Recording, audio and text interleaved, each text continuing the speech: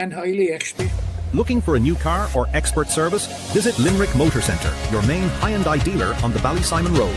A proud family business for over 30 years, we're Ireland's longest-serving high-and-eye dealer. With sales, service, parts and finance all under one roof, our dedicated team delivers value, expertise and customer care you can trust. Call 061 417 141 or visit limerickmotorcentre.ie. Limerick Motor Centre, driving with you for over 30 years. The impression the game you get out of it, what you put into it's like a walk of life. If you're good enough, go out and get it, no more about it. Not so much control in the centre of the field from Kilkenny as Richie Bennett sends it high and over the bar. Your mother sends you down to the shop for a pound's worth of goods and she gives you 50 pence. You can't get the pound's worth of goods, can you? Just about kept in. Oh, well done, Johnny Buckley. To do that to Tomás O'Shea, he deserves to score from here. One of the highlights of the Sunday game. Limerick went out there from the word go today. No more about it. They made all the running, that was it. Put the ball over the bar and the back of it, and that's it. No ifs, no buts. Is there much time left? We have a couple of injuries. Here comes Kieran Curry. Curry leaving the jaws of the right brigade. 45 metres out. He's a chance to score.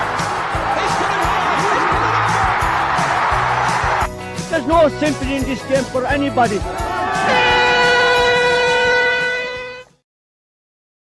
Hello, and you're very welcome along to episode 370 of Treaty Talk. We're slightly delayed this week due to a number of, I suppose, other engagements and not most recently my own ESB problems. But we're here, nevertheless, to discuss all the ongoings of Gaelic games across. Did you pay the bill, Tom? Did you? Oh, the bill is paid. All right, yeah. Well, the less said about what the ESB did here in South Limerick today, the better. But anyway, we're up and running, and we're here to look back on the week that was, and indeed look again to another jam-packed weekend of Gaelic games action as ever. And that voice you heard and that face you see is Matt O'Callaghan of the Weekly Observer and Vale Star newspapers. Matt, we're here to discuss plenty. The high point of, I suppose, domestically, we'll come to it with our guests, is Ballybrown winning the Junior B All-Ireland, something that I will give you the credit for. You flagged from a long way out. They were very likely to do so, and thankfully for Limerick and indeed themselves, they have delivered.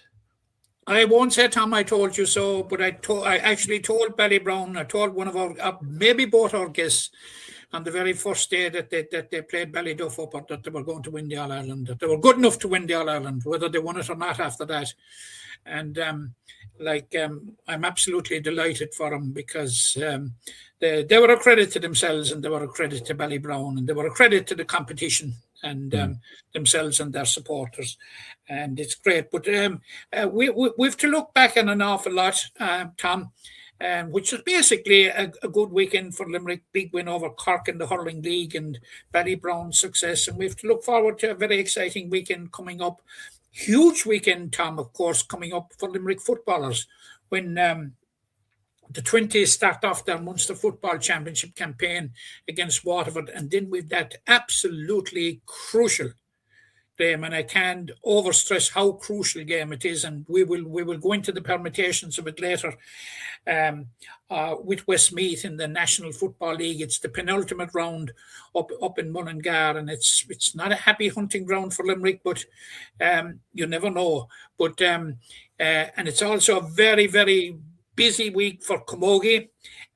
We could possibly, there's a possibility that should the senior Camogie team win, that they could possibly, depending on results elsewhere, clinch a place in the Division 1B final. And should the minor team win in the Rag on Sunday, then they could be through to the last four of the All-Ireland minor Camogie Championship, where they also reached last year. So it's coming to that stages of the league, and certainly at the underage Camogie Championship, it's coming to that stage, because, you know, Camogie at the moment, Tom, there's a huge myriad of matches on, because while all this is going on, Limerick are also playing Munster under 15 development, Munster under 17 development. So there's a whole plethora of games on. So yeah, it's very, very busy. Hard enough to keep up with them all, Tom, but sure. And if that's not enough, we have 9 divisions of the Limerick Football League starting at the weekend, yes. Starting on Friday night. I think the Piershik and Pallasgreen are going to get the honour of kicking off the the Limerick domestic campaign. I think it fell to Mungret St. Paul's and South Liberties last year to do it. Yeah. But it's Palace Green and Na Piarsaigh, who will be in action in Cahardavin on Friday night. And there's a whole rake of matches on Saturday and Sunday. And like, we just hope like that the clubs buy into it. I think there's been a very good job done by the county board in the formation that they've come up with, Tom.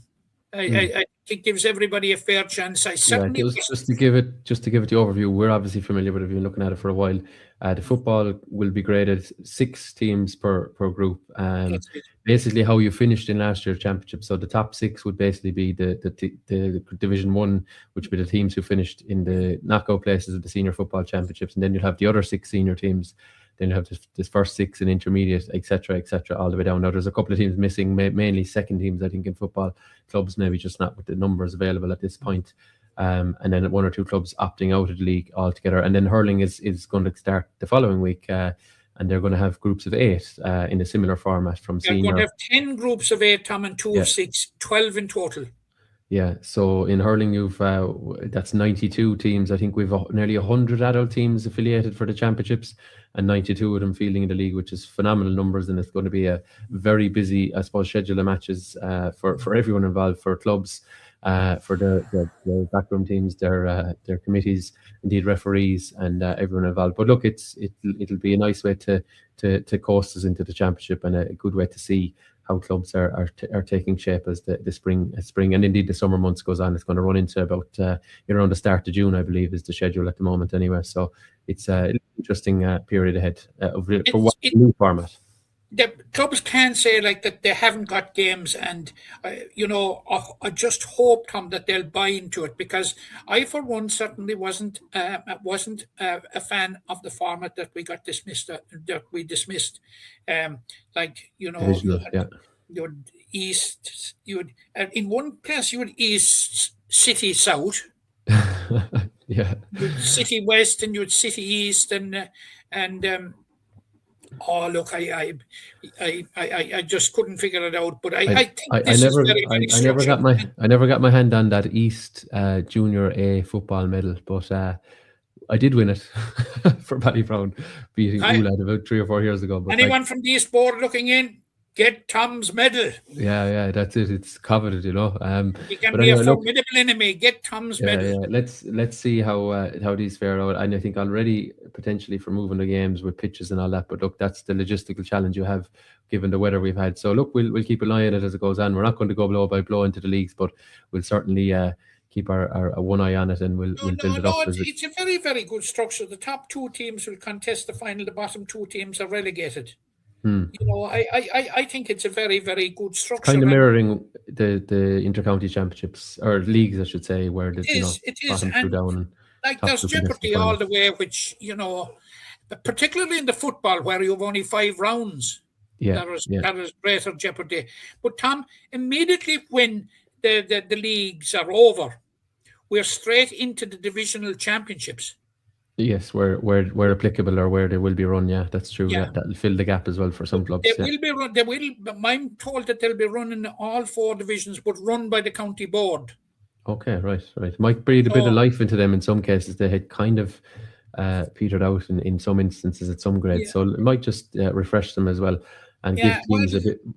You see, you qualified for the league and the interest doubled up with the championship. It was a mess, I thought, Yeah. But it's going to be an opportunity, an ideal opportunity. Like if you were to finish your league in June and you were coming back to the championship in August, this is going to be an ideal opportunity for clubs, management teams to prime their charges for the start of the championship.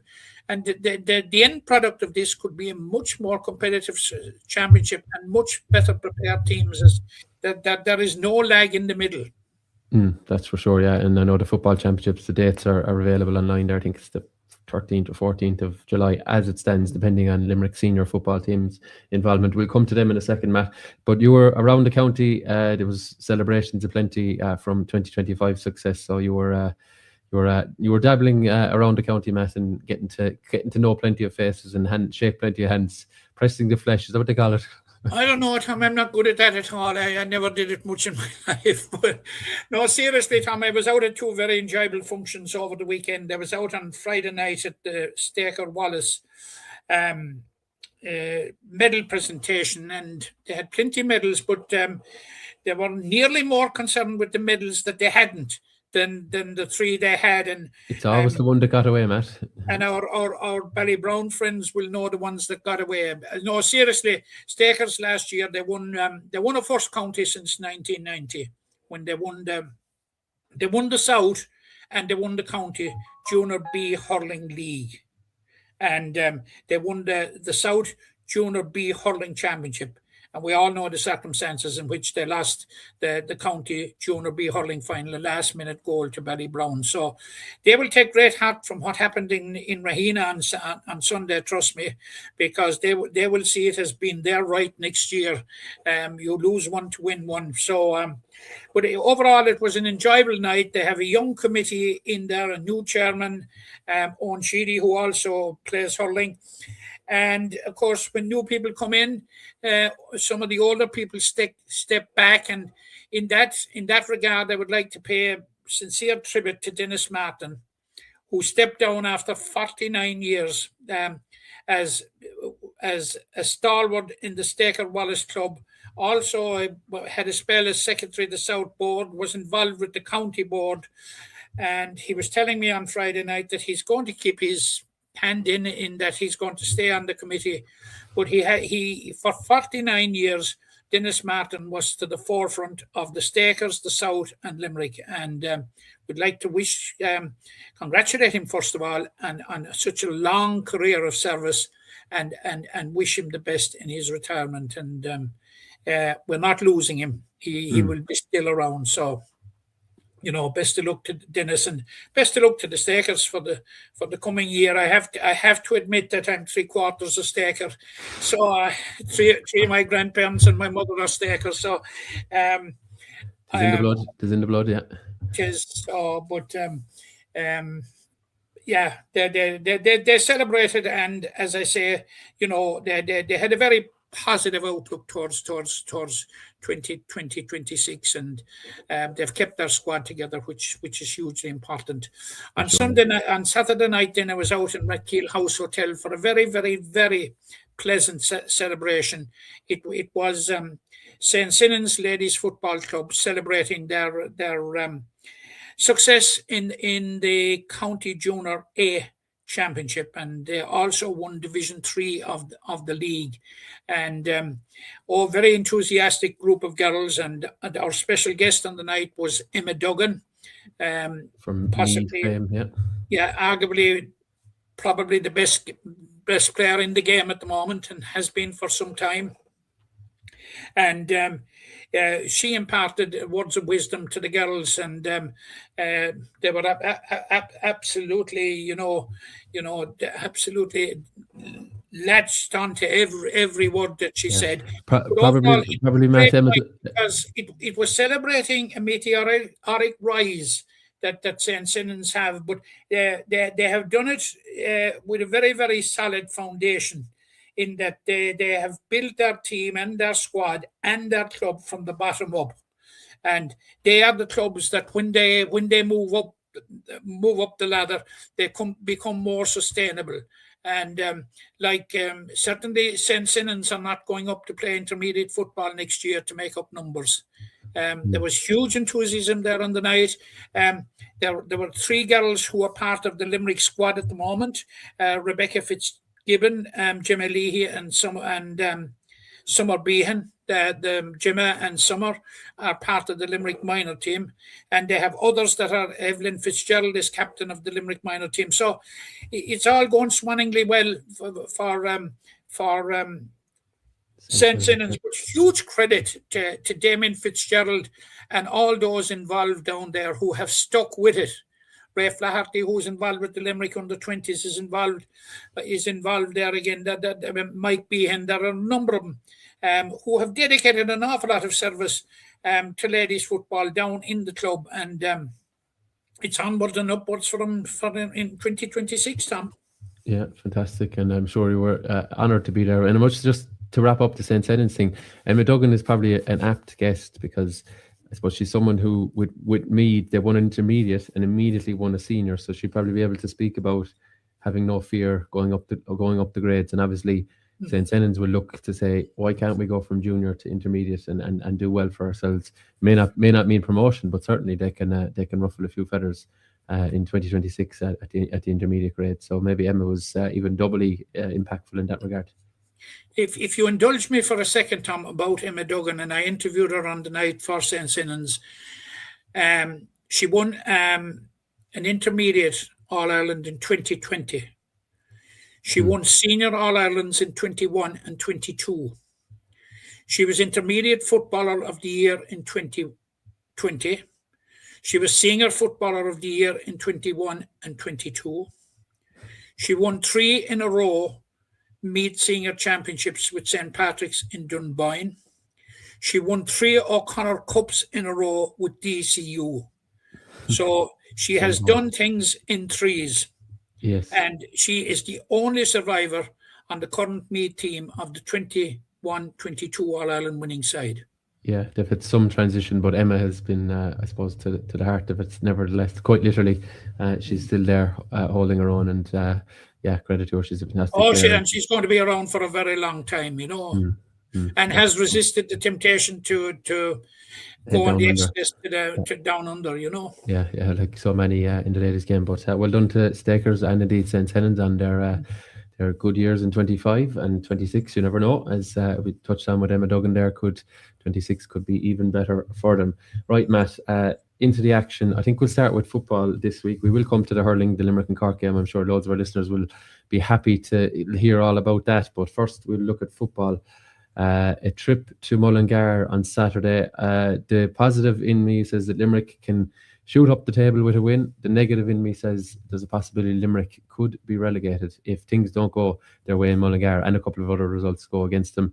A huge game for Jimmy Lee and co after what has been a difficult couple of defeats for Limerick, especially the one against Clare last time out. Is it not on Sunday, Tom, is it? Oh, sorry, Sunday. Did I say Saturday? Sorry, I'm mixing up my days. Sunday at 2 p.m. Were you out last night, were you? I wasn't. No, that's the problem, maybe. But anyway, Mullingar, as you said, not our favourite destination. No.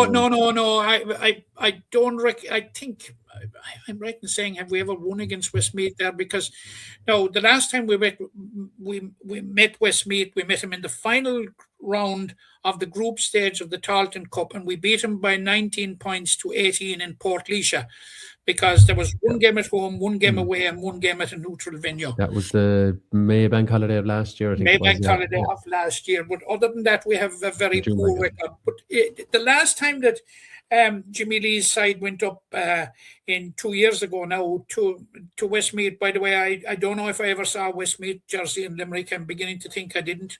But how they're always at home, I don't know. But we really pushed them very, very, very hard, and nearly pulled it that particular day. Now, Westmeath, they're on 6 points, Tom. They're in with a shout of promotion. There's 3 teams on 6 points. Yeah, there's 3 teams on 6 points. They're on 6 points with Wexford and Clare. Now, Down, forget about Down. They're out of sight, 10 points out of 10, and they're not going to be caught. So Westmeath, whilst Limerick have, ambitions of their own, which is to get away from the bottom of the table, Westmeath have ambitions in going in the opposite direction. So it's not a dead rubber for any of the teams. It's an absolutely huge game. I think when you look at it that way, it gives you a sense of the enormity of the game and the importance of the points. You're right. Limerick could possibly be relegated if which is sad to say, Tom, if results go against them other ways elsewhere, were they to lose and Sligo were to beat Down and Laois were to beat Fermanagh, then Limerick's tenure in Division 3 it would be over, and it would be a dead rubber against Fermanagh in the final round. Yeah. Tom, we have to put it on record, Tom, and people are probably tired of listening to me saying it. Like after last year's Tarleton Cup final, like there was an air of great optimism around the place. And with but things have gone, like at one stage there was one game this year in the league. I think it was about the third round, Tom, when Jimmy Lee didn't have 9 of his Tarleton Cup starting team to call on. And it's mainly due to injury. Like the only one that's gone was Ian Corbett, was retired, and God knows he has given long enough service. But like if you see the injuries to key players like Josh Ryan, long term, Darrow O'Hagan, long term, Tom Giles is only coming back now, Peter Nash, Tony McCarthy, they were all out. And as they seem to be coming back, you have others going out, you had Matt McCarthy going out, you had Colin O'Dwayne going out. Like, you couldn't script it, Tom. And I'm not being apologetic for we possibly losing our status. But like, if you dig into the circumstances, Tom, they were unique, extraordinary. Absolutely unique and extraordinary. But at the end of the day, you get relegated because you didn't win enough football matches. Yeah, we've only won 1 from 5, and the way I look at it as well, Limerick's years in Division 4, they've won games, but for a long time when Limerick have been out of Division 4, they haven't won enough games. The only year they won a number of games is the year they got promoted, and even then they only win 4. I think it was 4 wins and 3 losses, and they snuck into second. So we're not in the habit of winning games at this level, and that is something that that's the frustration. And but Tom, we won Division 3 and we got up to Division 2, Oh yeah, no, I'm saying that. Yeah, well, we didn't. We lost the Division 3 final that year, but Limerick didn't sweep the boards. We've struggled at this level to put in a real consistent run of results, time and again, and lo and behold, 1 win from 5 will speak to that, and.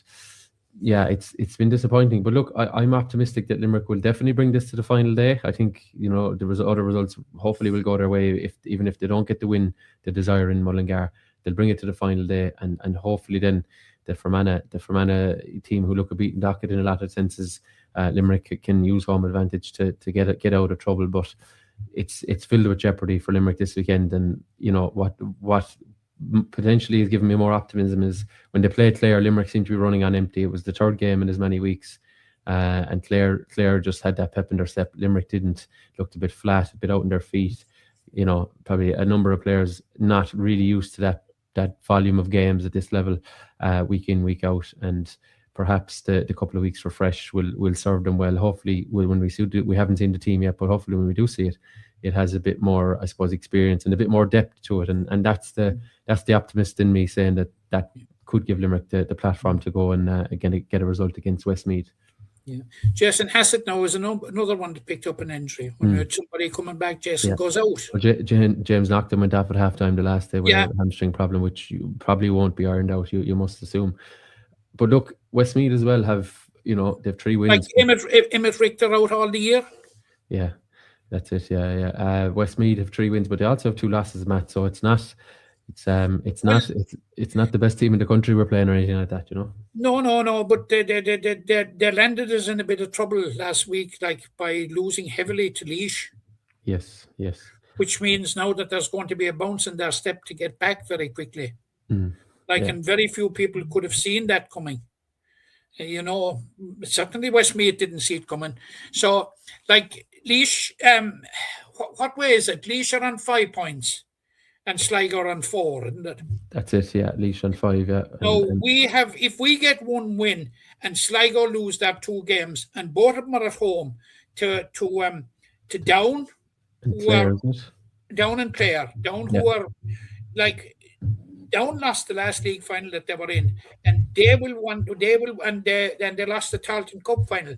They will want to win the final, Tom, all guns blazing. And losing games in the run into a final certainly doesn't help that. So I would be the optimist in me tells me that Down will be going all out to win in Markovic Park. And you would hope that the circumstances will be such on the final day that Clare will have an opportunity of getting up. And that might drive them on to beat Sligo. And in the meantime, if we can pick up 1 win either against Westmeath next Sunday or Fermanagh the following Sunday, we would get out by the skin of our teeth, 5 points to 4. But Yes. we cannot finish on the same points as Sligo because they have the head-to-head on us. They do indeed, yeah. We could finish level with Leith, all right. But, Limerick, despite all their travails, Tom, they have been hugely competitive in every game except the Clare game. Yes. Well, Limerick's scoring difference. Desperate unlucky not to at least get a draw against Down. Very unlucky above in Sligo. And Tom, I get a sense, and this might sound stupid, like I sound that way a lot of the time. But let's hear it, and we'll judge. No, Tom, but it's crystal balling to a certain degree. I have a sense that if Limerick go down and they can regroup all their players together again, they may come straight back up again. Yeah, yeah. But look, I just hope we don't have to come to that. It's an inconvenience to have to do that. Well, being relegated, it's so deflating. It's so deflating, absolutely. But like, no blame at all to Jimmy Lee and his management team. Like, they've done an extraordinary job, Tom, considering in that they have built up a squad, that has so competitive, minus so many frontline players. For sure. And I just hope for the county and for everybody that it just turns out right at the end of the day. The optimist in me says it will. I hope I'm right. And Down do us a favour next week. And now Laois are playing for Fermanagh. And well, the kamikaze nature of Laois's performances and results, you wouldn't rule out Fermanagh coming life there, No. And Laois, I don't know what the scoring difference is there, Tom, because were Limerick and Laois to finish on 5 points and it come down to relegation, it will be decided by scoring difference. Now I know Laois we're 11 points. We're 11 points. Yeah, 11 points in between the two teams at the minute. Laois -1, Limerick -12. In that scenario, Limerick are going to win a game and lose a game, and Laois are going to lose both their games. So it could potentially tighten up in the scenario you're kind of outlaying there if they both finish in 5. But you just can't guarantee Limerick will close it by 11 because a lot of these games have been very, very tight. So we went down in scoring difference before, and I hate the thing. Yeah, for sure. So yeah, Laois there with the -1 in the better position right now. So that 9-point loss to Clare could be damaging, but there's a lot of football to be played between now and then. But look, we're optimistic. Let's see what sort of team they have available to them. That will dictate a lot. And hopefully, as I said, refreshed after a couple of weeks break and a bit of time on the training ground. And who knows, will be a repeat. Hopefully a few players back. And I was talking to James Norton on last Saturday night at the St. Senans do. He was there, and he's hopeful that he will be okay to face Westmeath. Now, Colin O'Doin and Cormac Wolfe, who has been out for 18 months, I'd say, hasn't he? Yeah. They're both closing in on returning as well. Of course, a big loss against Clare was Barry Coleman. Yeah, for sure. Yeah, he's. I thought those injury woes were behind him, but evidently not. But really I think Jimmy is hopeful that Barry will be okay for the trip to Mullingar. Now, Barry's a huge player for Limerick. Absolutely, a huge player. Okay, well, let's see how it plays out. 2 p.m. on Sunday afternoon in Mullingar. And hopefully Limerick will be singing a bit of Joe Dolan coming down the road with a couple of points in the back pocket and shooting up the table at least one position anyway to head down the final tranche of games with Fermanagh to come to McNeville on Sunday week. Okay, Matt, the 20s footballers, they will start the championship action in the country. I believe actually is the first championship action in any of the provinces, I believe, is taking place this Saturday afternoon. Limerick will face Waterford in McNeville Park. It's the phase 1, round 1 meeting of the two counties. And I suppose the best place to start with this, Matt, is to have a look at the team that has been named this week. And I'll bring it on screen now for viewers and for listeners, I suppose.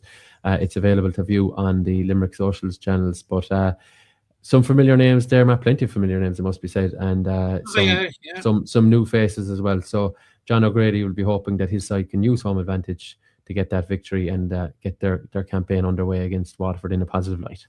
Yeah, it's very interesting there to see 3 players from Kappa on there, Tom, which is very, very encouraging. Of course, you must remember that Kappa had a very, very good year in the intermediate championship last year, took to it like water, like a duck to water, Sam Colgan there is a very, very good player with very good with Askeaton, Ballysteen, Kilcornan, and of course Evan Curry from Athay, and Shane O'Grady is a survivor from last year. Padraig Phelan from Paris Green, he's the captain. He was on the UCC Freshers team this year. And Stephen Carney was normally a goalkeeper. He won an All-Ireland Colleges C medal with Tarbert 2 years ago as a goalkeeper. Now Andrew Carney has seen experience with Mona Lean. But if you look through the team, like Tom, in general, it's a team that for us that are on the circuit, the names jump out to us. I was just saying to you off air there was one or two players that I wasn't as familiar with as the rest. Liam Glenn there from Mahan is a good player.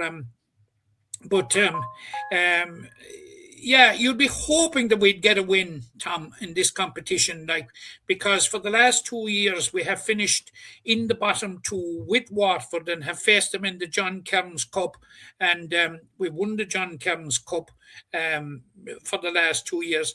But talking to the connections last year after winning the John Kearns Cup, they would so much loved to have got an opportunity at the second phase, where they would be in with the duopoly of Cork and Kerry. And that's the only way that you'll really progress. Now Limerick last year they lost very heavily to very, very interesting, Tom, that this particular competition last year. Limerick lost very heavily in the first round to Tipperary in McNeville Park. The same evening, Waterford had a good win down, I think it was in Middletown Malbay, against Clare. Yeah, and they hit it for 2 or 3 goals, I think, wasn't it? And they met the following Saturday in Dungarvan, and Limerick won it, which was against the odds because they had coming in on a heavy defeat, whilst Waterford were going into the game on, which was a statement. A milestone victory, yeah. Yeah, to go to Clare and win. It was a milestone victory, but Limerick won that game in Dungarvan, but it wasn't enough to keep them out of the bottom two. And I think progress for this year, and I'd say John O'Grady would agree with me at this, and he'd agree with you on it too as well, Tom.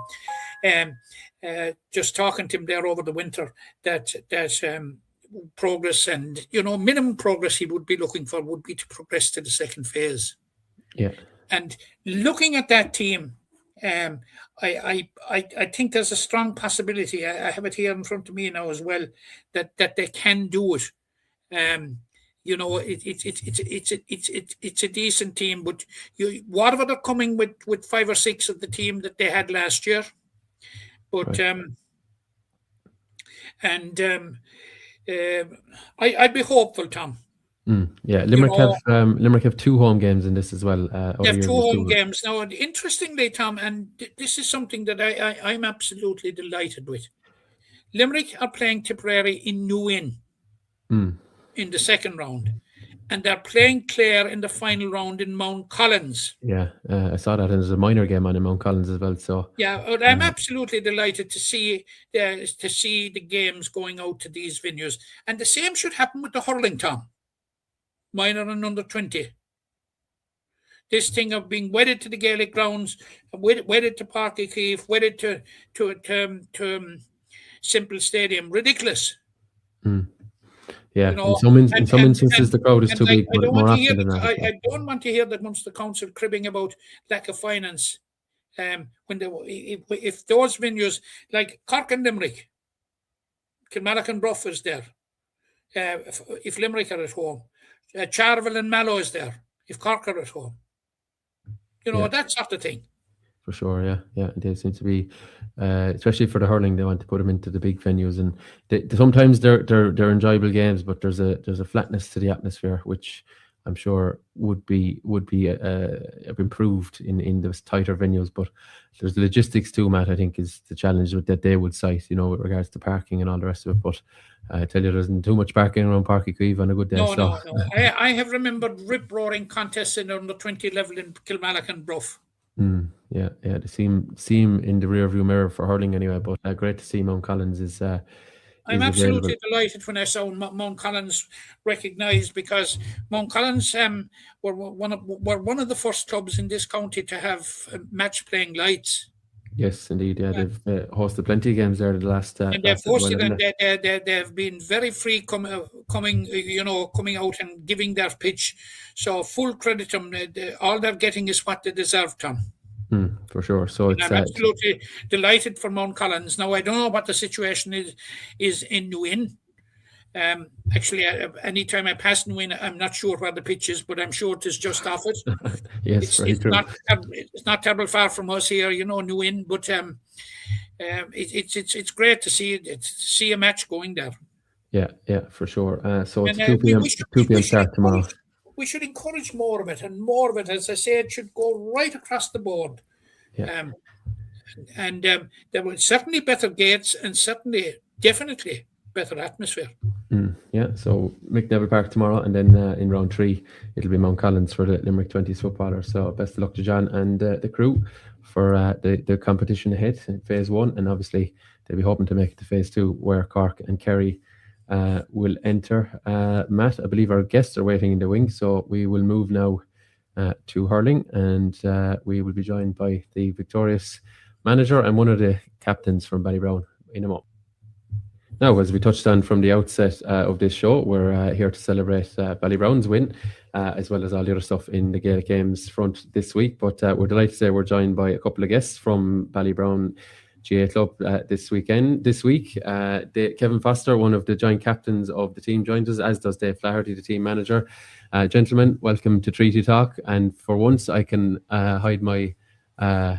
well, I never hide it anyway, but for once I can celebrate being from Ballybrown alongside you. 2 men with smiles on their faces this week, and a third one joining you as well in the form of myself. Congratulations to you lads. Dave, I'll put it to you first. All-Ireland winning team underneath you, All-Ireland winning manager. That's a nice little sounding thing after what has been, as Kevin touched on in his speech the weekend, it's been a long year, but very much a fruitful one for everyone involved. Yeah, well, obviously, thanks for having us on. Yeah, it's fantastic. I mean, it's fantastic for the club, fantastic for the players.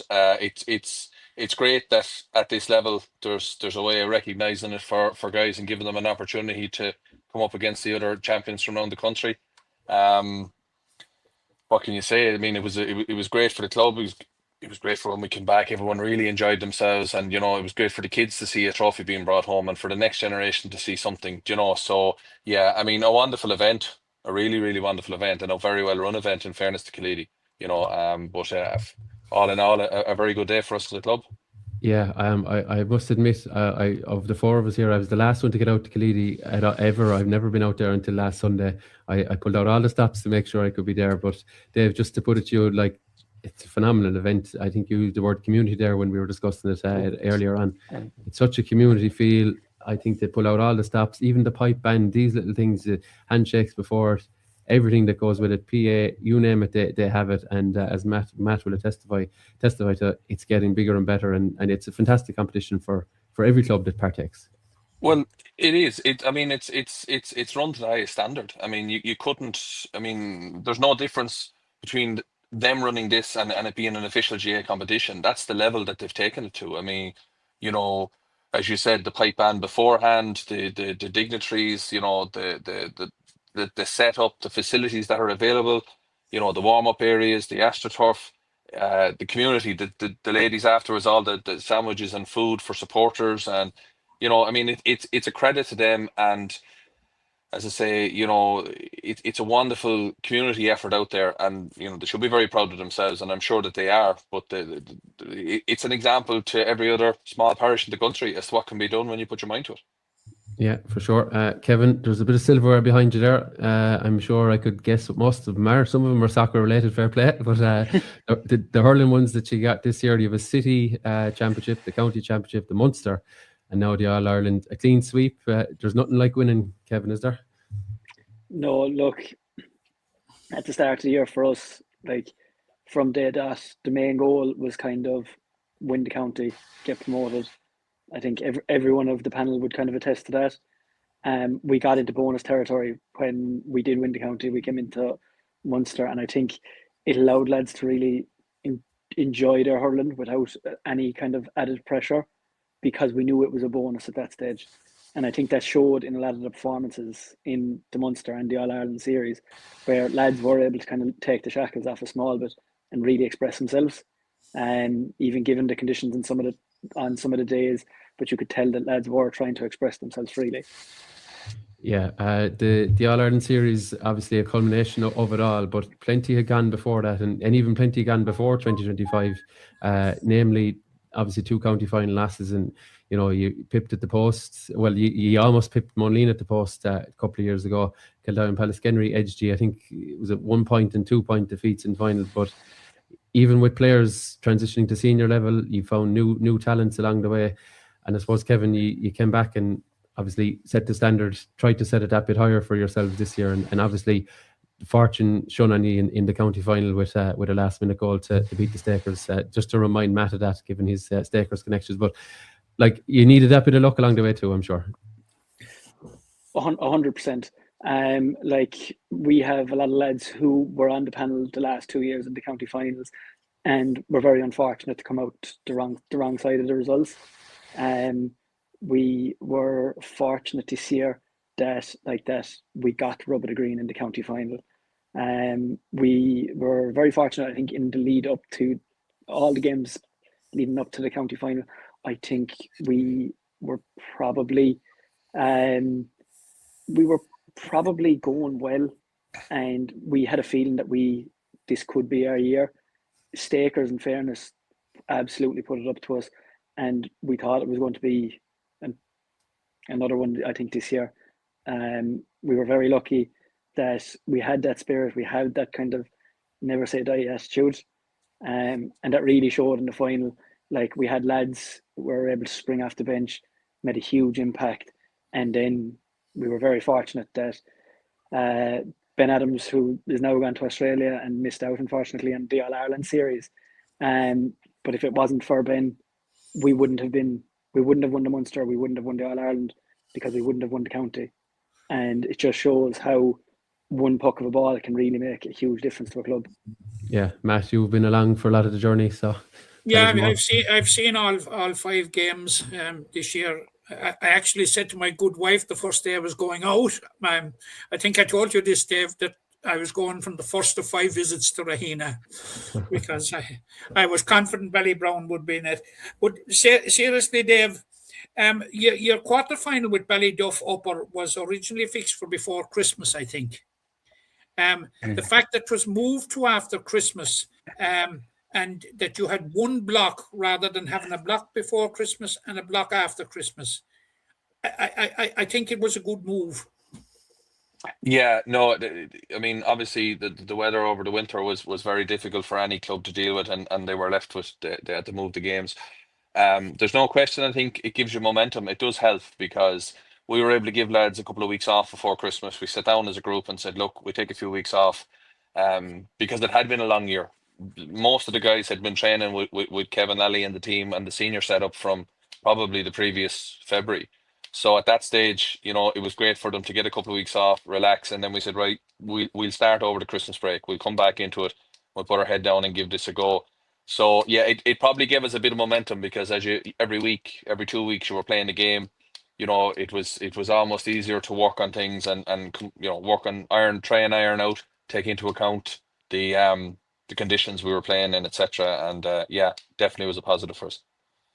Dave, in the actual competition itself, I'd put it to you that you got very, very little test in the opening games against Ballyduff Upper and Kilmurray Bracan, other than to get a feel of what the competition was all about. You really didn't come into your own until the Munster final. Yeah, I suppose maybe the results would reflect that, but I mean, we, as you know from talking to us at the games, we've always taken a very pragmatic approach to it, and those first 2 games, some of our guys would have experience of county finals and that before, but quite a lot of the panel and big high pressure games, a lot of panel wouldn't. There's a young panel we had, so those games were fantastic to give them game time and let them get a feel for what was going on and sort of appreciate. As Kevin said, we were in bonus territory when we got to this competition, and I think every day we went out, our main thing was we do this because we love playing the game. This is an opportunity to go out and express yourself and enjoy yourself. The Munster final silver mines were they were a different animal altogether. They were quite strong. It was a very close run affair. To be honest with you, I felt they might come back in the final, and that would have been difficult to plan for because we obviously had one man who was unavailable, who we sprung on that day, and he made a huge difference. But any team was aware of Andrew then, and it was going to make for a very different final, we thought. But as it happens, Tommy Larkins got over them. So yeah, but talking about the Munster final, we won it by 3 points in the finish. But you must remember that there was a bit of a revival in silver mines coming down the home straight. But at no stage did you look like losing the Munster final, Dave. Yeah, I mean, it's funny when you're on the sideline, you don't think like that. You're always expecting that sucker punch to come. But look, I think again to repeat maybe what I said earlier, our lads have really, we work very well as a unit this year, and yeah, I mean, obviously it was all new to them, but they were enjoying it, and I think that stood out in the way that they were hurling. They were working for each other, and we have a nice mix. I feel we kind of got that part right this year. We have guys like Kevin who are our experienced members, and they mind and look after the younger guys on the field. The Andrew Cliffs, another experienced player, and then we've other guys like Ethan Keys and Lee Riley who've won 2 or 3 Premier Minor Championships and under 21, and they helped the younger players. But yeah, it was an enjoyable experience. Yeah, probably some of the matches were a bit easier than we would have liked, but by the same token, I think the fact that we were enjoying ourselves and that we were, working as a panel, it was brilliant. And as Kevin said, our subs were a huge part of this year for us as well. Kevin, All-Ireland winning captain, how does it feel? Feels amazing, Matt. And I said it in my speech on Sunday. Anytime you get to represent your club at All-Ireland level is great. It doesn't really matter the grade. And to be captain of a club that's won an All-Ireland, it's really hard to kind of put into words. And it's just really proud day for someone like myself who's been hurling since 4 years of age with the club. To captain them on the highest level at that was just great. What struck me right through the campaign, and I think I said it to Dave, and you were the anchor of it, was the Ballybrown defence. It was as mean a defence as I have seen in that competition as long as I'm going down there. A very well organised and disciplined defence. Yeah, look, I think Dave touched on it there as well. We're very lucky, like, with our defence in that a lot of us have senior experience over the years. Myself, Conor O'Neill, Luke Doran, Mark Sheehan have all been lucky to represent the club at senior level. And as Dave touched on there, the likes of Peter Kiley, Leo Riley, Jamie Behan, all these lads have won lots of underage medals. So it just goes to show when we do all row in behind each other that what we can achieve is absolutely amazing. And like that, the 6 backs and even the 2 midfielders and some of the half forwards at times showed that they were willing to put their bodies on the line to stop a goal going in to make sure that we were coming out the right side of those results. Yeah, actually 2 of the goals that you conceded in the competition were from frees, I think. Yeah, I think don't be giving away any more frees, lads. You won't get any more calls. Kevin, just to put it to you as well, I know you were the joint captain as well, so Sean Healy is here as well. But there's anyone viewing this now, there's another person collecting a lot of silverware alongside you since our arrival. What's it, 5 or 6 years ago now? Nearly 6 years ago now. Your daughter Quiva. So special moments and special memories to have her alongside. And fair play, she's taken after her father and not her mother in terms of club colours. She is. She's definitely nailed on for the green and white at Ballybrown. But yeah, it's just since we won the city championship, just to have her there, and like you have there, I've had her front and centre for all the games. The these are memories that we'll have forever. I'm trying to embed hurling into her life as early as I can. So hopefully this has given her a good experience and will drive her on to hopefully play Camogie with Ballybrown and please God Limerick at some stage. Yeah, she was joining us in the press box, Matt will recall, early in the match, but she's focused down then to watch you go from there. Matt mentioned the defence winning championships. It took some tremendous work from, I think, Mark Sheehan, maybe in the third quarter of that game, Lee O'Reilly in front of him as well. But Conor O'Neill, he's someone who played minor and 20s with Limerick. I tell you, if you fired a bullet at him, he'd probably put his hurley up to it, and he's doing his best to stop it. But when you have a good goalkeeper behind you, Kevin, it's reassuring, and Conor is as good as you're going to get at any grade, really, isn't he? Yeah, look, I know a lot of the talk was kind of about Andrew Cliff and some of the scoring that he was doing during the games, but having someone the calibre of Conor in the team, in my personal opinion, is a cheat code. Conor was making saves that if you saw him at inter-county level, you're saying these are absolutely unbelievable. But it's not just his defensive work. If you look back in a lot of the games and some of the scores that we got, his puckouts were the platform for a lot of the scores. He was able to put the ball into space for the likes of Ethan Keys, for the likes of Andrew, for Barry O'Connor, to run onto the ball, get it in one and get a score. And I'd say if you look back on a lot of the games, if you were to go back to from City Championship, he was a major platform for a lot of our scores. So, we're blessed to have him. Yeah, sure, you sure are. Dave, a Kildare man, but very much Ballybrown now. They didn't hold that Kildareness against you and said, you know what, Dave will take up the reins this year, I suppose. And look, there's managers before you were just a touch unlucky as well, but you ended up with the Midas touch yourself, and you had a nice backroom team alongside you there as well. They forgave him for the Charlton Cup, Tom. He hasn't. Yeah. I mean, obviously, not moving into the area a number of years ago, and that, like, me and Ballybrown have been very welcoming to me at all times over the years.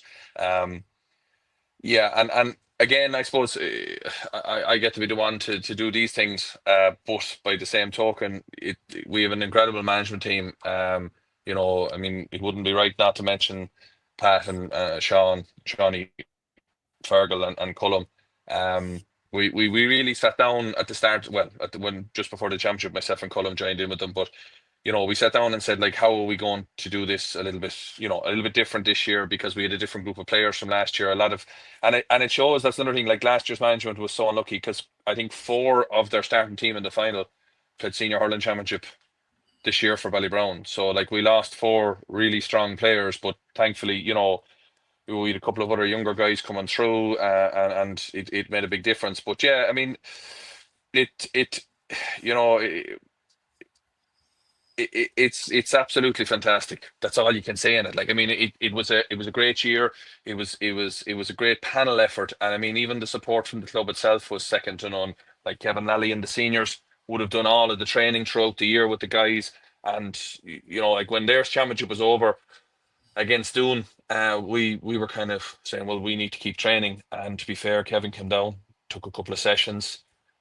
Our 2 county men at the time, Aidan and Colin, came in, took a couple of sessions. Our senior players came to training so that we had enough to make them, good, strong sessions where we could play internal games and stuff like that. So this has been a club effort, really a massive effort from everyone, not just, let's say, myself and the selectors and the players. This is a win for our club, no question, a big win for our club. Yeah. You mentioned the senior there, Dave, obviously, and you mentioned that it was a semi-final to Doon defeat last year. That's the next trick for the club, is to keep driving on at senior level. And I suppose the hope is, while you'd love this team to stay together for Junior A next year, the hope is now that some of these guys can push the standard of that senior team up and ask a few questions at least. And maybe Kevin Alley has seen a thing or two from some of these players as the year has worn on. But yeah, you would hope so. I mean, like, in any club, the second team is there to provide hurlers to your first team and to drive competition. And we all know that you need competition in anything you do. You need to be put under a little bit of pressure to get the best from you. And there's no question some of these guys will definitely drive on, I think. And, I'm not going to say that they're going to go into the panel. Who knows? It's a long year ahead yet. But I do think I would hope that some of them would take the step now, and the platform is there for them to move on and try and step up and get their name in the hat for senior. Yeah, Matt. Dave, we were chatting last Sunday after the county final, and obviously it was Ballybrown's second appearance in the county final. All Ireland, Matt. All Ireland final. All Ireland final, I meant. You referred back to the senior team of 36 years ago, and Kevin and all of those that were playing weren't around, I'd say. Are you smiling there, Kevin? No, he wasn't around. There was none of them. I'd say there might have been one around. I'd say that was about it. He's maintaining honourable silence. So I am. And yeah. I'd say he wants to keep his anonymity. Yeah. No, but you were saying, Dave, about the inspiration that they were and that they helped prepare a lot of these players as youngsters. Yeah, I mean, yeah, obviously, I'm here a while, but I wasn't here for that particular time, and but yeah, those guys, led our club to fantastic days and reached the top of the heap, as they say in Limerick, on 2 occasions, and got to an Ireland club final. And we're very unlucky, I believe, on the day. But a lot of those men give back to the club, and just as we said about Kaleedy and about it being a community and a club effort. I think it's fair to say that quite a lot of our older team members, including present company, would have been coached by some of those guys over the years. And that's what the GA is about. It's about giving back, and that's what makes a club and makes our club what it is. They definitely had a part to play. They mightn't have been involved for a couple of years, but they did an awful lot of work in the background to lead to what we did last Sunday. Yeah, Kevin, I suppose, and Dave touched on it about the importance. Certainly, Ballybrown, had a very good year at senior level in 2025, and they had, they had gone where a team hadn't gone for a while because the previous promoted teams were relegated straight back down, and that was never in danger in Ballybrown. But how important is it to have a group like this, literally breathing down their necks? Because, like, when you were playing Junior B, you could say that they were kind of at a distance, but now that you've gone up through the ranks a bit, it's certainly a bigger threat to places on the senior team. Yeah, no, and I think Dave touched on it there a while ago, Matt. It's very important for us as a club, one, to make the jump up to Junior A, where a lot of our hurlers, or a lot of our younger hurlers especially, can get that exposure to just another step up in level of adult hurling. And it's competition that ultimately drives results, no matter what walk of life that you're in. So with the second team doing well, with a lot of us hurling well throughout, it can only be good for the club as a whole.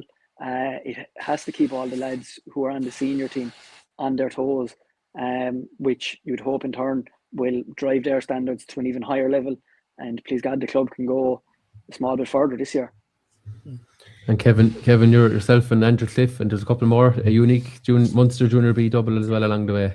Not too many can say that. I don't think any other club can lay claim to that either. And yourself and a few players have that honour now as well. Yeah, football wouldn't be the strongest sport in the club, but look, we're very lucky to have lads who drive football in the club. There's, I think, someone counted, I think there's 5, maybe 6 of us who have Junior B Munster and Junior B Munster hurling and football medals. So it's great, and like that at the time, I do feel we were a bit unlucky that there was no All Ireland series. Yeah. If we don't stop now, we'll be talking about the Limerick Junior B football final No, we're last moved on year from when that. Nancy kicked the winning point. This is what we're getting around to now. He's trying to lead me, Matt, is he? He's trying to lead you. He's trying to lead you. Yeah. That's yeah. No, but seriously, lads, I don't mind which one of you take it.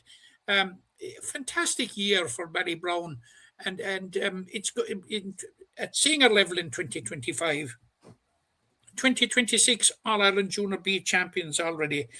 what about the Coughlin brothers uniquely captaining you well to double the Fitzgibbon Cup, Curran for a second year in a row, and James the freshers? And what about the performances of Aidan O'Connor, probably the standout performer of the league of all counties this year? One of you. Kevin is staying silent, so obviously he's leaving that to me. Look, I can say, look, we all know, and Matt, Tom, you both know, especially from watching underage hurling in Limerick for the last number of years, everyone knows how good Colin, Aidan, James are. Like, the club, like we said earlier, have won numerous underage titles, and hopefully now this is just the start of it starting to bear fruit for the club. And like I said, the competition from some of the younger fellas will, please God, drive the senior team this year, and we can push on hopefully as a club as a whole. I think, I mean, the guys, just to jump in there as well, to say that, like, this success, or this, well, I won't say success, but this period that Ballybrown is enjoying didn't just arrive. There's an awful lot of work being put in by our juvenile club over the last 10 years. I was lucky enough to be involved with them a few years ago when my own lad was playing with them. And, you know, the guys like Mark Gavin and Richie Quinn and, you know, different people like that, Mike McCormack, you know, these guys are the young son heroes, because this just didn't happen from anywhere. You know, again, Pat Hartigan with the minor teams, that took an awful lot of work, and the club is getting the benefits of it now. But, you know, it's all of that work that was done over the 10 years, which is bearing fruit. And, you know, more luck to the lads. We're incredibly proud to have, you know, a double Fitzgibbon winning captain, a fresher captain, and to read the papers every Monday after a league game for them talking about Aidan. It's a brilliant time for the club, an absolutely brilliant time for the club. Yeah, I do laugh though with Aidan. He's been on the panel. I think he made his debut this day, league debut for Limerick this day 4 years ago, or maybe 2023. That's 3 years ago. Sorry, people are talking about him like we haven't seen him before, but maybe I'm hypersensitive because I've been watching him for so long. So I think everyone in Ballybrown knew what he's capable of, and the same with Colin and James. So hopefully a powerful year for the three lads ahead. But it was no secret, Tom. It you know, these lads showed, in my opinion, they stood out at underage level. Yeah, I mean, we've been looking at this for years. You know, this is no secret to anyone in Ballybrown watching the guys doing their thing. But, you know, obviously it's just come to a national stage now, which again is brilliant for the club and brilliant for the lads. I mean, they've put all the hard. We all know how much work it takes to get to that level. They're elite athletes, effectively, and, you know, they have the commitment and the drive, and, you know, hopefully they'll reap the benefits of it this year.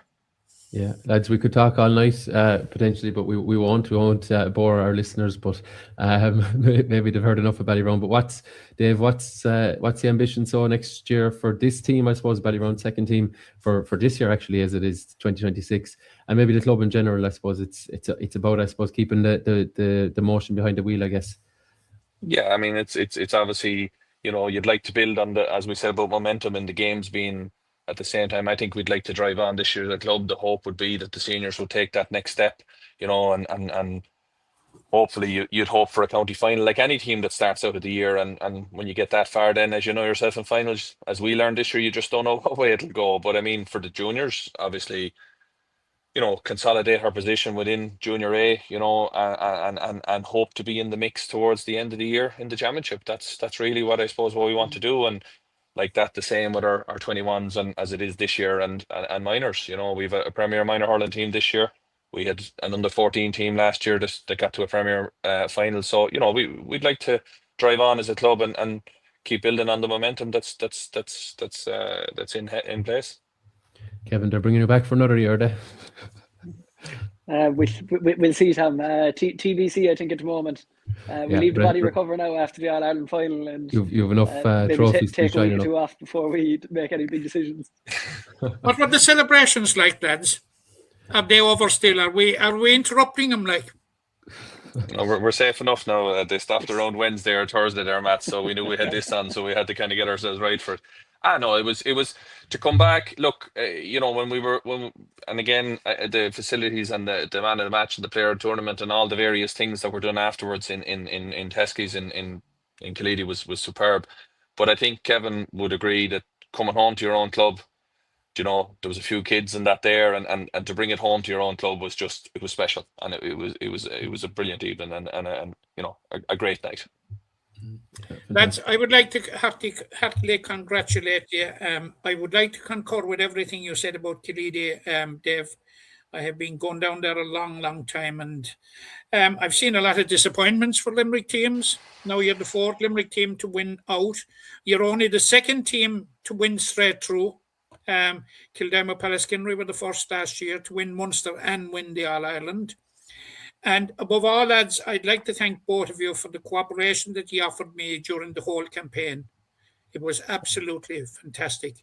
The position that we come from, trying to cover matches, it was an absolute pleasure to deal with you, lads. An absolute pleasure, and the very best of luck going forward. Thank you very much, Matt. Thanks very much, Matt. Yeah, thanks, gentlemen. Thanks, Tom. You know, you know, I'm big fans, and I'm a big fan from a distance now. But well done on everything, and hopefully 2026 is just as good in some shape or form for Ballybrown on and off the field. So thanks, Dave, and Kevin for joining us. All right, Thank you. Bye-bye. Chat to you soon. Very much. Yeah, great to have the lads on there. But Tom, I couldn't speak highly enough of the cooperation that I got from those two men. The course of, I've been well trained, although I never trained either of them. But well, you know, sometimes people be playing tricks, but there was none of that. It was straightforward as it was. Yeah, and that's it. Great to hear. And it was straightforward, and I would disagree with him. The only thing I would disagree with him was that I think they were very, very comfortable winners of the competition. Yeah. You might recall on Sunday against Tommy Larkins, I know we didn't even discuss the game itself much, but about maybe 12 or 15 minutes ago, I said to you, 2 or 3 goals is the only way. Tommy Larkins will need 2 or 3 goals to win this. It was the only way I could see them losing the game. When what's your man from Tommy Larkins, Kelly, was it that got the goal? Yes, the sub retaker, the sub that came in. Yeah. With 4 or 4 minutes to go, I saw no danger. No. Conor O'Neill made a couple of great saves, fantastic goalkeeper. Absolutely fantastic goalkeeper. Sure.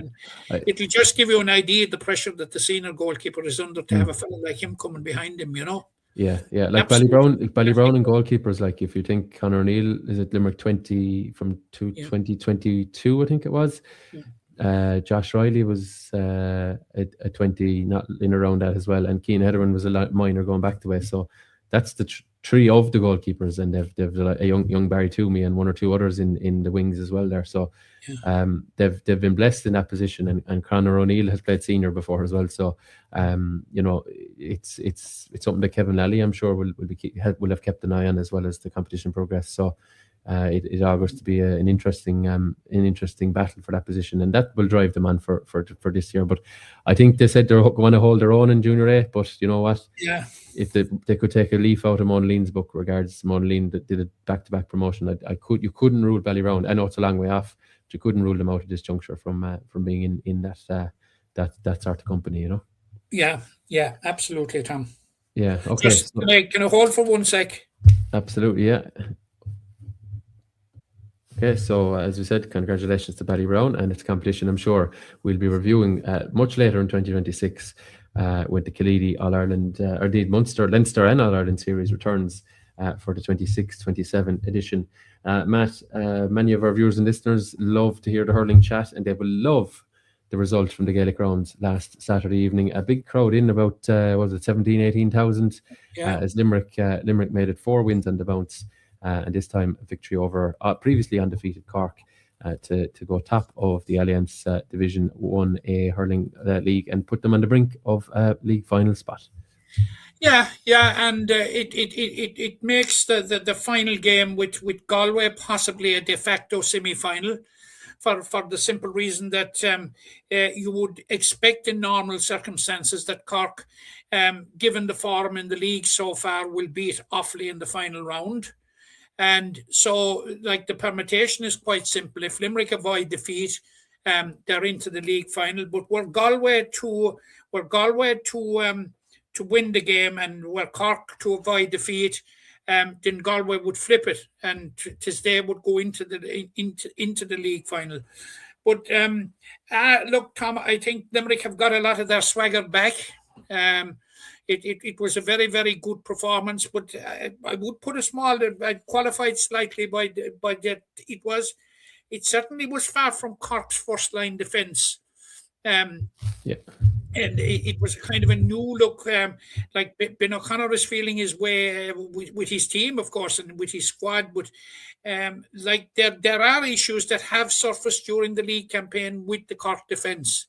And, even the goalkeeper position is hotly debated down there. Full back is still up for grabs. So the jury is out, and like he needs every game he can get now ahead of going to Thurles in the first round against Tipperary to ensure that he gets the big calls, particularly in defence right. So I don't think that the defence that we saw in the Gaelic rounds last week, that were Cork and Limerick to meet in a league final, which is a distinct possibility, Tom. And I think it would be a much changed Cork defence you will see that evening. But look, there was an awful lot to like about Limerick's performance. Like slowly but surely, John Kiley is putting the pieces of the team together, and we discussed it at length last week here on the programme with Mark Foley, and we were talking about the centre half-back position, and but the half-back line as a unit against Cork, I thought, were very, very good. And of course, Aidan O'Connor is a standout performer. Like he's having an absolutely wonderful year. Shane O'Brien, like it's the third. Earlier, Tom, it's these younger players that are coming through now and putting the pressure really on players that have five All-Ireland medals. Interesting, Matt. I suppose Aidan O'Connor, third game in a row, he hit double digits. I think there was 9 points against Waterford in the first round as well, so not far off it. I know he's the free taker, so you'd expect it to be close to that most days. But he's chipping in from play, Tom. He is. Took a penalty as well. Not the greatest strike in the world, I think he'd admit himself, but it went in, and that's what counts. Taking the 65s, taking the frees, really chipping in from play.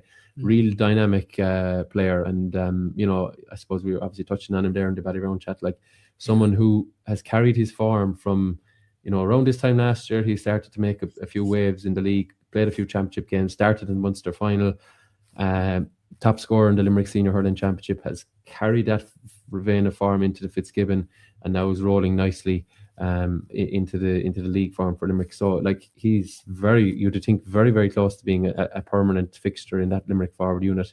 Absolutely, and that's the point I'm making, because the narrative going around was when these players, when their time will be up, who's there to replace him. But certainly there's 4 or 5 players that put up their hand this year. And I'm talking about certainly Aidan O'Connor, I'm talking about Shane O'Brien, Adam English, Colin Coughlin, and Matthew Fitzgerald.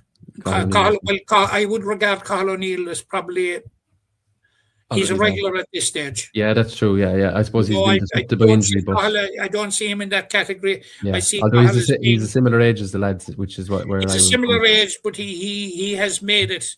He has made the breakthrough, as far as I'd be concerned. Very true. And to see these lads coming through, like it's great to see the return to form of Alan Gillan. Yeah. He won the penalty, and obviously he chipped in as well. It's going to be a serious problem for anybody. Like, you have Dan Morrissey to come back into that team, possibly you've Peter Casey to come back into that team. So, like, I think it's all going very well, Tom. Yeah, no, I'd agree with you. Nicky Quaid as well, as we touched on last week, surpassing his father in terms of intercounty appearances. Absolutely incredible, and congratulations to Nicky, but why are we surprised? Why are we surprised? Yeah, did you hear what John Kiley said when I put it to him?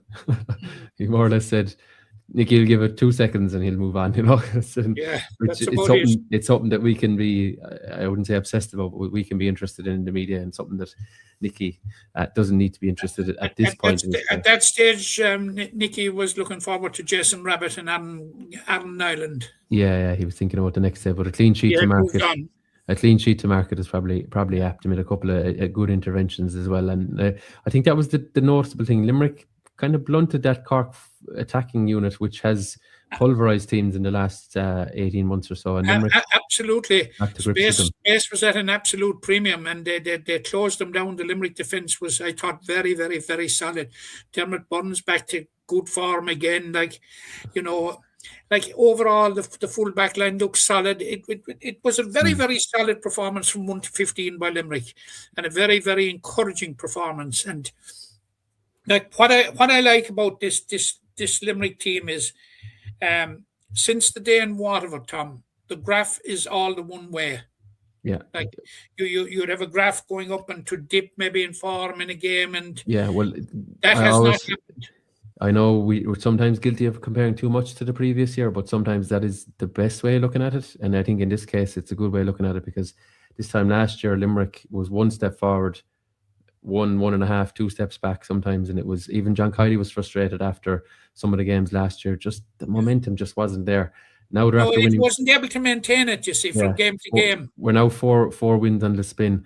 And I suppose noticeable from my point of view is not much experimentation with regards to personnel, and I mean that as a compliment. If he's kind of gone with, household names plus the guys that are trying to break in. We haven't seen, a raft of debutants and a raft of new faces, Matthew Fitzgerald being the obvious exception, but it's kind of a steady enough panel for most games. Steady as you go, like it. That seems to be the mantra, To me, that's building into the momentum, because the players now are, 3 games in 3 weeks or 4 games in 5 weeks, and they're starting to bear the fruits of that with their performance level. And look, Limerick have played the 2 All-Ireland finalists, albeit no county at full strength this time of year, but they played the 2 All-Ireland finalists, and ultimately, they've won the games pulling up. So you can't ask too much more than that.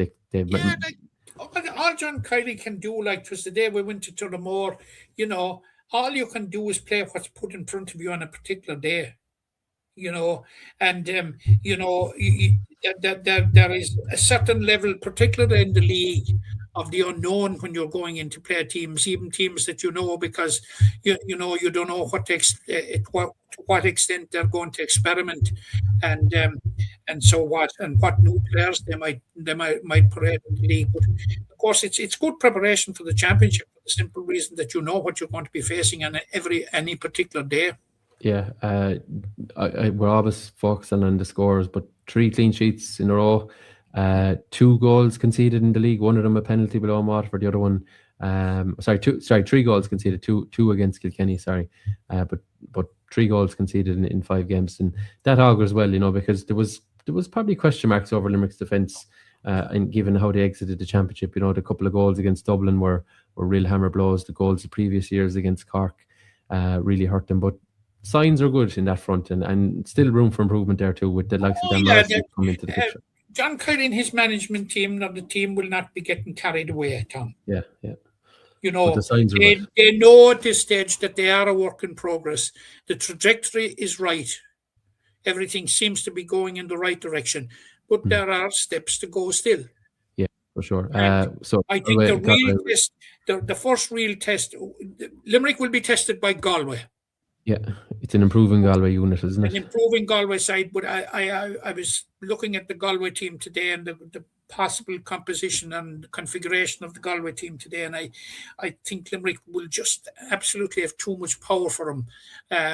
But certainly they're a very useful Galway team, but I can't see Limerick passing up and getting a place into the league final, Tom, if on current form, yeah. On tomorrow week. Yes, so the Gaelic rounds will bring down the curtain on the regular phase of the league, and we'll see indeed who will go there. It's a good chance Cork will be in the final. Let's face it, they'll pick up a result against Offaly that'll put them in the final, and as you said already, it'll depend then on Limerick's outcome with Galway, whether they can finish in the top 2 or not. Okay, that's the hurling. We'll come back to the Galway game in due course early next week when we're recording this podcast, but Camogie, Matt, busy 7 days in the Camogie front. The 23s in action last weekend. We'll come to that momentarily. The seniors are playing this weekend, and indeed the minors. But just, I think, briefly wanted to touch on the 16s in action last weekend. Yeah, the 16s are they're after losing 3 games, and 2 of them very, very narrowly. They lost, first of all, to Kilkenny and Kilmallock. and then they lost to Tipperary. Now, Tipperary are the strong team in the under-16 this year. They lost to Tipperary very narrowly in the rag, but they suffered a heavy defeat, which was disappointing last week to Waterford down in SETU. So now they have 2 games to rectify their season. And you must remember, Tom, that we won the All-Ireland in this 2 years ago, the All-Ireland Under-16A Championship, which was a huge one to win. And they have 2 games left now. They have a trip to Galway and they have a home game with Dublin. Now, trip to Galway is not going to be very, very, very palatable or very, very easy. Galway, so for the first defeat of the campaign last Sunday, like they had one in Waterford and they had one in Dublin, I think. They had won their first 2 games away from home, but they lost at home to Kilkenny by a point last weekend. So, like, Limerick will go there with a chance. Like, Limerick have a decent squad this year. Like, they won the Munster Munster Under-16B Cup. They won the Munster Under-16A Shield. So between them, they should have a pretty strong squad. And that has manifested, Tom, in the games against Kilkenny and Tipperary, but not so much in the game against Waterford. And hopefully, like that, they'll get back to winning ways when they face Galway on Sunday week. But they're going to a Galway venue. It's a bit of going into the lines then. Yeah, for sure. Galway very strong and all grades of Camogie at the minute. Moving up, Matt, I said we'll come to 23s in a moment because they were in action. The minors, Matt, are in action this weekend. Pivotal game in the rag on Sunday. On Sunday, huge game for them, Tom. As I said before, there are six counties in the championship. They all play each other in a round robin, and the top 4 qualify. The situation regarding Limerick at the moment, having lost the Munster final to Cork by a point. Cork got 2 shots in the second half and got 2 goals. Having lost in the first round narrowly to Galway and in the second round narrowly to Cork. These are games that, could easily have been flipped. Limerick had a very good win in round 3 against the All-Ireland champions Kilkenny and the favourites for this year's All-Ireland minor championship. They beat them by a point in Mungret, which puts them right back into it. Yeah. And what they need to do now, they can possibly clinch a place in the semi-final, Tom, were they to beat Tipperary. Tipperary next Sunday at 2:00 in the rag. Now they've already played Tipperary in the Munster semi-final, and Limerick won by 6 points, 9 to 6 points. So they will be going there with no fears. But for Tipperary too, they too will have to win the game to stay afloat. So and Limerick have Dublin in the final game. So and a win is nearly on Sunday is nearly an imperative, but would put Limerick in a very, very strong position if they were to pull it off. 2 wins will do it, won't it, if they win the last 2? 2 wins where there's 4 out of 6 going through is normally enough. Yeah, okay. So let's see how it goes on Sunday. Matt, the 23s narrowly beaten by the Rebels last weekend in the so many competitions in my head. Is a Munster semi-final. It was the Munster Under-23 semi-final. It's a totally separate competition to the All-Ireland series. It has no bearing. You don't go from Munster on to the All-Ireland. They're 2 totally independent competitions. But it was a disappointing 1-point defeat. Now, David took a big decision, and I think he had an eye to more or less to the future of what's coming down the tracks in the immediate future, in that 6 senior players that were available for the under-20, he named them on the bench. And he brought him on during the course of the game. But it was an opportunity for David because to run the rule over those players that would likely be pushing for places on the senior team. And in many ways, I thought it was a very, very good idea. And I think he really didn't want to show his hand with the All-Ireland Under-23B Championship coming around the corner.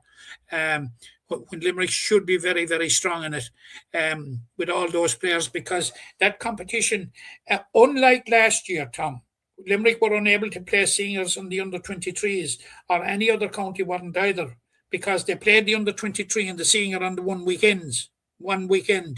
But they've learned their lesson from that, and the under-23 is going to be run separately before the senior championship. It's going to fill in a gap between the league and the championship, which is a great idea. So, had luck to the under-23s. Had they prevailed, they'd be playing Tipperary in the final. Tipperary beat Waterford, and of course the final is now a repeat of last year's final between Tipperary and Cork, which was won by Cork by 3 points in Kilmallock. Okay, that's the 23s for now. We'll come back to it later in the spring when they're, as Matt said, in the All-Ireland series of that. Matt, league action. I would have said we're heading for Cappamore, but we're heading for Technological University of the Shannon, TUS, also known as LIT to some people, but Limerick's game moved due to the weather out of Cappamore into the third level institute in Limerick City. So big game, regardless of where it's on, big game for Limerick, this one in the round 4 of the league. Yeah, Tom, it's huge. It's huge. Just to put viewers and listeners into the picture, Limerick won the first 2 rounds against Down narrowly in Cappamore, and the following week. Pardon? 10 points to 8, or was it 12-10 or something? Yeah, and the following week Down created a bit of a shock when they beat Dublin at home. Now, Limerick had a good win over Offaly in the second round in I think it was played in Burr. But in the last game in Cappamore, Limerick, after a very flat first half and playing with the wind in which they trailed by 3 points at half-time, came back in the second half, Tom, to lead by 2 points going down the home straight. Clare got 2 points to level it. It looked nailed on for a draw on the very last play of the game when Clare got a line ball out of the left-hand corner of their defence. And a new rule in Camogie this year is that any line ball inside the 45 can be taken from the hand. It doesn't have to be placed on the ground. So Clare took it quickly, walked it up the field, and got a goal to win it. It was very, very. It was an injustice to Limerick's performance in the second half, Tom, on that occasion. But yeah. the overall, what I saw overall about it, Tom, and I was at that game, and I was also at the Down game. I didn't go to the Offaly game now, but Tom, the measurable improvement that Limerick showed from the first game to the third game was very, very, very encouraging. Very, very, very encouraging. And I would be very hopeful that on Sunday or Saturday, tomorrow actually, that they will have enough to get over Wexford, who are not really going well. Last time out, Wexford got well beaten. They got beaten by Dublin. The previous time they were well beaten by Clare. So it'll be tight, but I would be expecting Limerick to get that point. We'll move them on to 9 points, Tom, in a very, very strong position to contest the Division 1B final, because I would imagine that Clare will be in the Division 1B final because they've had 3 straight wins. They have Offaly and Down to come. And no disrespect to those 2 teams, I think it's unlikely that either will be Clare. So it would look as if Clare will be in the final. But I think Limerick have a serious good chance of joining him there. But to do it, they have to win tomorrow, because Limerick's final game is away to Dublin. Yeah. Okay. So if I haven't seen a maroon jersey in Limerick, I haven't seen a light blue jersey in Camogie in Limerick for a long time. Yeah, never seems to cross the path. I think I'm looking forward to seeing their minors coming. Yeah, I think the seniors. I'll take a photograph. Go back to 2020. I think is the last time their seniors played in Limerick in the league, if I'm not mistaken. So it's over 6 years. The senior footballers played in 2023. There we go. Yeah, it is rare that they get down to this neck of the woods. Anyway, that is it for the Camogie. We've no ladies football this week. We'll be coming back to the. No, Limerick are playing Down Sunday week, and it's not looking good for Limerick, as we have known from a good bit out in the circumstances. But we might save that for next week, Matt. We won't end on a down note. Part of the fun, but we will leave it there. We'll remind ourselves, Tom, of the Limerick win over Cork. Yes, indeed. Yeah, we'll cherish that one, and indeed the Ballybrown one. I'm entitled And to say that. Ballybrown's All Ireland success. And Matt, I leave you with one. I'm getting a piece of silverware in my hand tomorrow, a Junior B medal, and that'll be the last you'll hear about it on this podcast. We'll leave it there now. The medal will be put into my hand. Hold it, Tom. We have to move on now to get that East medal for you. Oh yeah. Well, the search is on for the East medal. Ballybrown probably have it. They just didn't give it to me. But anyway, we'll get a hold of it eventually. Matt, thank you very much for your company as always. And apologies, folks, we're a fraction late this week, but do hope you enjoyed the chat this week. And